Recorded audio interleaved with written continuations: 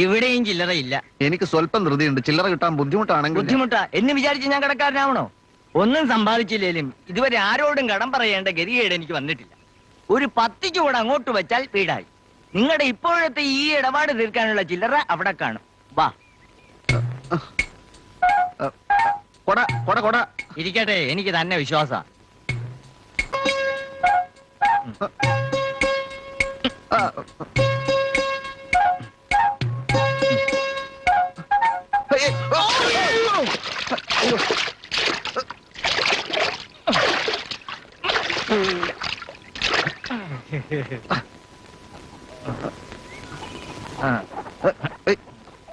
ഇതാണ് വീട്.